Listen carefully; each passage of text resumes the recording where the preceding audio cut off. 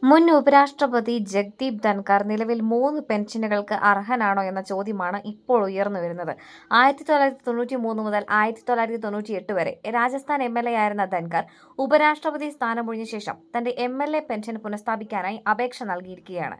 MLA, MP, ഉപരാഷ്ട്രപതി എന്നീ നിലകളിൽ സേവനമനുഷ്ഠിച്ച ധൻഖറിന് ഈ 3 സ്ഥാനങ്ങളിലെയും പെൻഷൻ ലഭിക്കാൻ നിയമപരമായി അർഹതയുണ്ടോ എന്ന് പലരും സംശയം ഉന്നയിക്കുന്നുണ്ട്. നിയമങ്ങളനുസരിച്ച് ജഗ്ദീപ് ധൻഖറിന് 3 പെൻഷനുകളും സ്വീകരിക്കാൻ അർഹതയുണ്ട്. മുൻ ഗവർണർമാർക്ക് മെഡിക്കൽ കവറേജ് ഒഴികെ പെൻഷനോ മറ്റ് ആനുകൂല്യങ്ങളോ ലഭിക്കുന്നില്ല.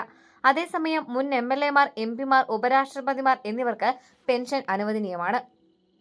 മുൻ ഉപരാഷ്ട്രപതി എന്ന നിലയിൽ പ്രതിമാസം 2 ലക്ഷം രൂപ, മുൻ എംപി എന്ന നിലയിൽ പ്രതിമാസം 31,000 രൂപ, മുൻ എംഎൽഎ എന്ന നിലയിൽ പ്രതിമാസം 42,000 രൂപ. ഇവയെല്ലാം കൂടി അദ്ദേഹത്തിന് പ്രതിമാസം 2.73 ലക്ഷം രൂപ ലഭിക്കും. അദ്ദേഹത്തിന്റെ ഉപരാഷ്ട്രപതി, എംപി പെൻഷനുകൾ ഇതിനകം ആരംഭിച്ചിട്ടുണ്ട്.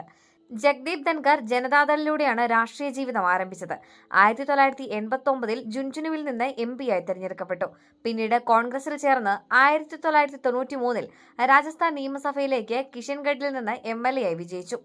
2019 ജൂലൈ 30 മുതൽ 2022 ജൂലൈ 18 വരെ പശ്ചിമ ബംഗാൾ ഗവർണറായി സേവനമനുഷ്ഠിച്ച അദ്ദേഹത്തിന് മുഖ്യമന്ത്രി മമതാ ബാനർജിയുമായി പലതവണ അഭിപ്രായ വ്യത്യാസങ്ങളുണ്ടായിരുന്നു.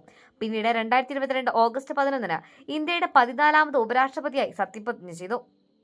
ആരോഗ്യപരമായ കാരണങ്ങളാൽ 2023 ജൂലൈ 21 അദ്ദേഹം ഈ സ്ഥാനത്ത് നിന്ന് രാജിവെച്ചത്. മുൻ ഉപരാഷ്ട്രപതി എന്ന നിലയിൽ ജഗ്ദീപ് ധൻഖറിന് ടൈപ്പ് 8 ബംഗ്ലാവ് ലഭിക്കാൻ അർഹതയുണ്ട്. എന്നാൽ ഇതിനുള്ള നടപടിക്രമങ്ങൾ പൂർത്തിയാക്കാൻ 3 മാസത്തോളം സമയമെടുക്കും. അതുകൊണ്ട് പാർലമെന്റ് ഹൌസിന് സമീപമുള്ള ഔദ്യോഗിക വസതി ഒഴിയേണ്ടി വരുന്ന അദ്ദേഹം താൽക്കാലികമായി ഛത്തർപൂർ എൻക്ലേവിലുള്ള ഒരു സ്വകാര്യ വസതിയിലേക്ക് മാറിയിരിക്കുകയാണ്.